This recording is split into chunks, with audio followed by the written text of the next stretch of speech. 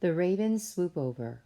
They had only just finished the job when the roly-poly bird came swooping in, screaming, "They're coming back! They're coming back!" Quickly, the birds flew back onto the roof of the house.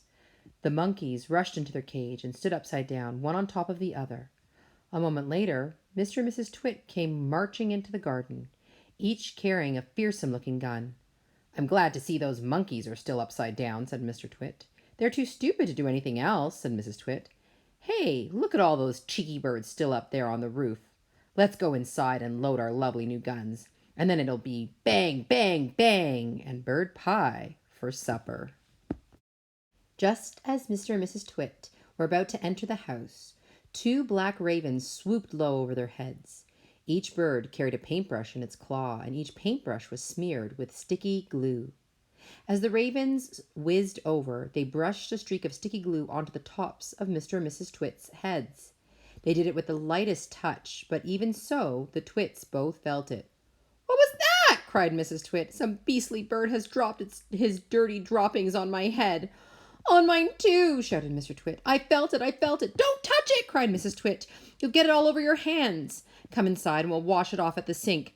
"The filthy, dirty brutes," yelled Mr. Twit. "I'll bet they did it on purpose. Just wait till I've loaded up my gun."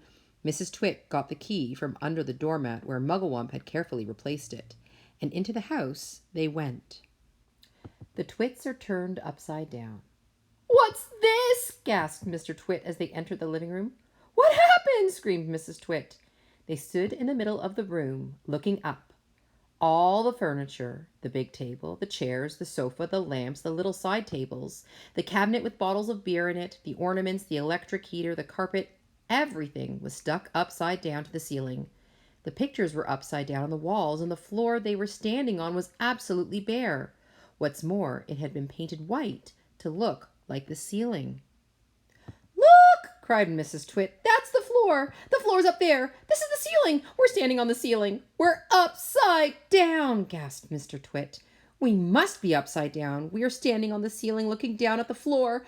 "Oh, help!" screamed Mrs. Twit. "Help, help, help! I'm beginning to feel giddy." "So am I," cried Mr. Twit. "I don't like this one little bit." "We're upside down and all the blood's going to my head," screamed Mrs. Twit. "If we don't do something quickly, I shall die. I know I will." "I've got it," cried Mr. Twit. "I know what we'll do. We'll stand on our heads. Then anyway will be the right way up." So they stood on their heads, and of course, the moment the tops of their heads touched the floor, the sticky glue that the ravens had brushed on a few moments before did its job. They were stuck. They were pinned down, cemented, glued, fixed to the floorboards. Through a crack in the door, the monkeys watched. They jumped right out of their cage the moment the Twits had gone inside, and the roly-poly bird watched, and all the other birds flew in and out to catch a glimpse of this extraordinary sight. The monkeys' escape. That evening, Mugglewump and his family went up to the big wood on top of the hill, and in the tallest tree of all they built a marvelous tree house.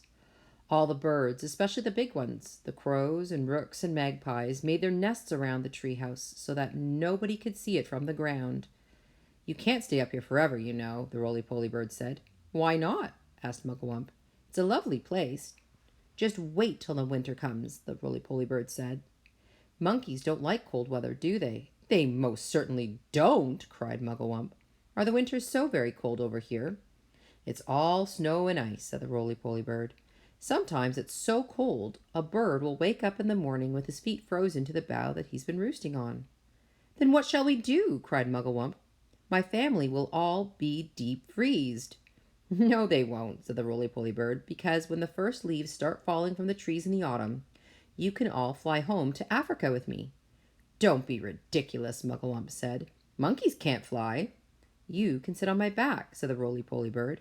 "I shall take you one at a time. You will travel by the roly-poly superjet, and it won't cost you a penny." The Twits get the shrinks. And down here in the horrid house, Mr. and Mrs. Twit are still stuck upside down to the floor of the living room.